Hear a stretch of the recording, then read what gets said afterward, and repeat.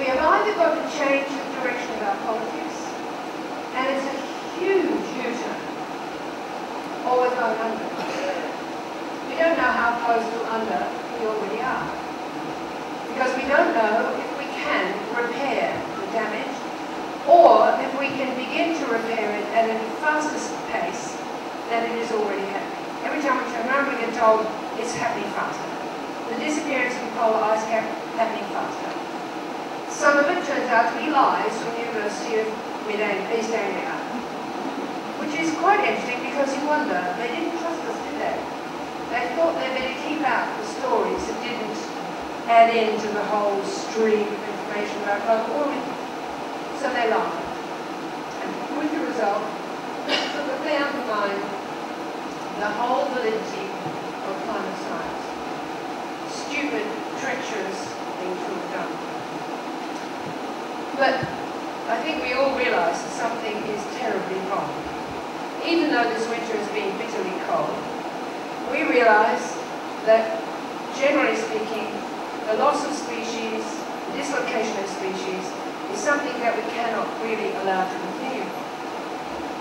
And there's another horrible thought too, which is that this winter and winters to come will be like this, prolonged and bitter, because the Gulf Stream complex is failing.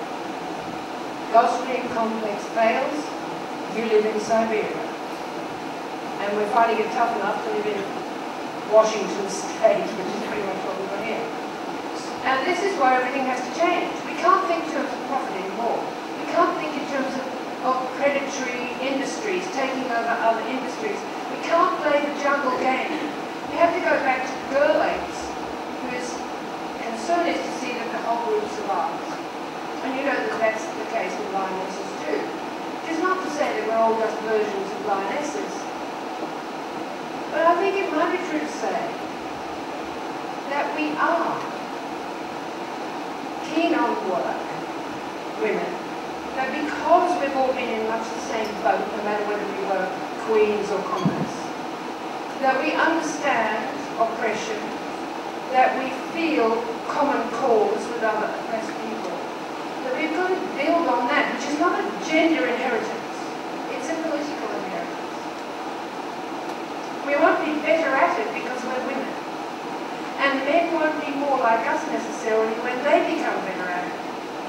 Because there are plenty of men out there who are just as concerned with the survival of the planet, just as concerned about the survival of labouring people on Earth as any woman could ever be. The difficulty is it's not represented in politics. Why is it not represented? Because it has no power base. Now I could explain it historically and say, you know why this happened? It happened because the elite trade unions who won power at the end of the 19th century were very masculine or very macho in their mindset. They were labouring men. They then employed women at very discriminatory rates in their typing pools, in their offices and so on. Nothing would induce them to believe that women's work was worth as much as theirs. And this happens all the time. In a university like this one, I bet, I don't know, that the cleaning staff, who are mostly female, are paid at a lower rate than the janitorial staff, who are mostly male. No reason for it. Collecting a dustbin is no more important than swabbing a floor. In fact, I'd argue it's probably less important in terms of the quality of life. How has this happened? Well, it happened because of this stupid concept of equal pay for work of equal value. Because the unions all sat down and decided whatever the women were doing was of lesser value. That was easy, wasn't it?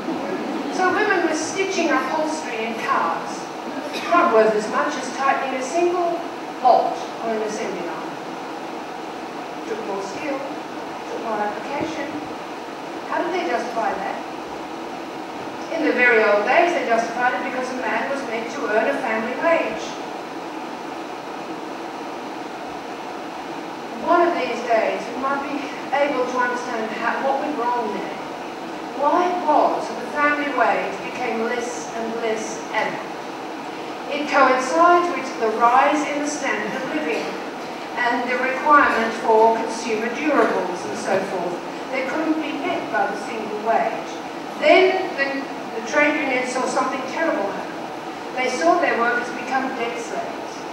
They saw them entering into mortgages, they saw them entering into debt for things that were considered absolutely essential in any household. People felt bad if they didn't have them. And so then it became necessary for the little woman to go out to work.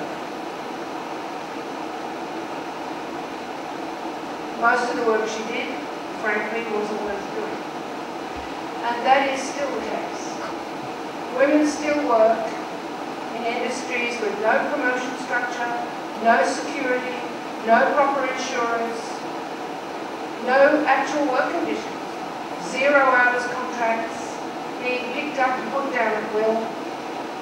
And they're grateful for that work, and they're grateful because the work can be fitted in to the other work they do outside their place of paid work, which is usually more exhausting than what they do for pay. Now, the trade unions, the labour movement allowed that to happen. They allowed an enormous lake of female labour that was helpless and treated as men, which they're not, is not a solution to what is wrong with it.